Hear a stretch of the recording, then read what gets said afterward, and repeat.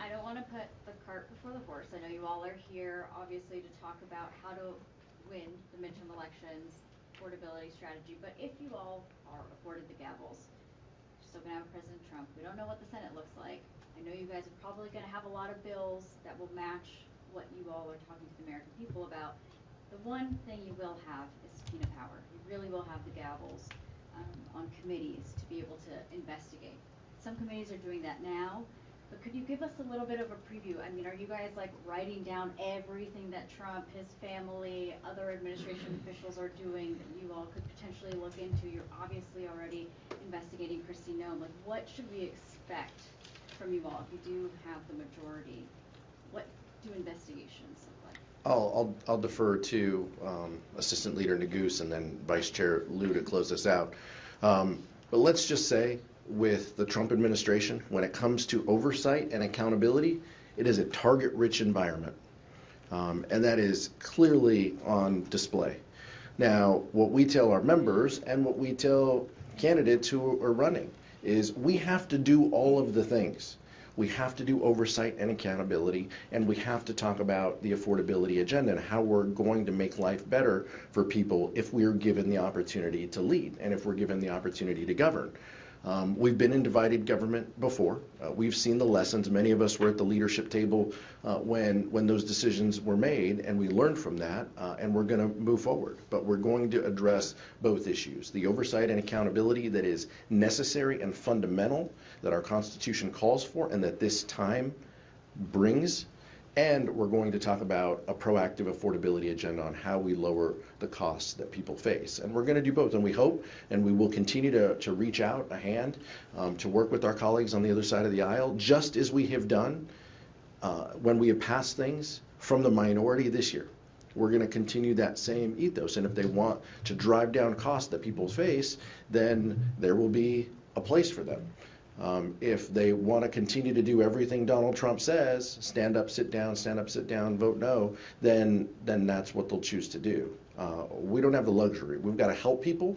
That's why we're all here, and that's going to be our focus. Assistant Leader Neguse, then Vice Chair Liu to close. I think Chair Aguilar described it well as a target-rich environment. Just by way of context, important for us to consider, we're talking about the most corrupt president in the history of the Republic. Bar none.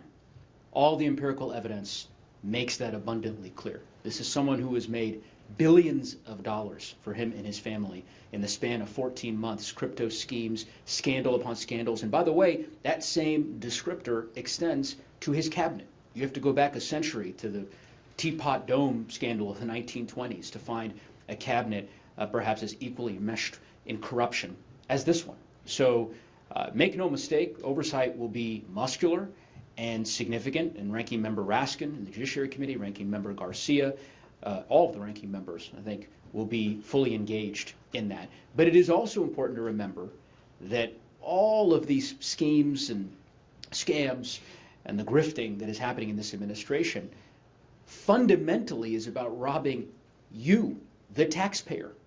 It's taxpayer money that they are wasting and ultimately using to enrich themselves. So insofar as we're engaged in robust oversight, when we win the majority, it will be to vindicate not just the Constitution, but to ultimately ensure that the American taxpayer is no longer getting ripped off by this administration. And certainly Vice Chair Liu has been an important, very important thought leader in this regard as a senior member of the Judiciary Committee. Thank you. Thank you, Assistant Leader Neguse. Let me first say Joe has done a fantastic job leading the litigation task force, and pushing back on litigation is one of the ways we're holding the Trump administration accountable. Democrats are going to do what we say we're going to do, which is we're going to tackle the affordability crisis. So we're going to pass bills to reverse the cuts to Medicaid, Medicare, and we're going to restore the tax credits to ACA. We're also going to pass bills to make sure that the Trump terrorists die and can never be resurrected now or by a future president. And then, yes, our committees will do oversight. I want to note they're doing that now. So under the leadership of Robert Garcia, the House Oversight Committee has issued bipartisan congressional subpoenas. They've done a number of hearings holding the Trump administration officials accountable. And then Judiciary, you may have seen Pam Bondi just straight up lied under oath. Dan Goldman and I sent a letter to Department of Justice asking for Deputy Attorney General Todd Blanche to appoint a special counsel to investigate her for making a false statement under oath. You may have seen an article showing that the Department of Justice also withheld documents related to Donald Trump sexually abusing a minor. They were engaged in an epic cover-up.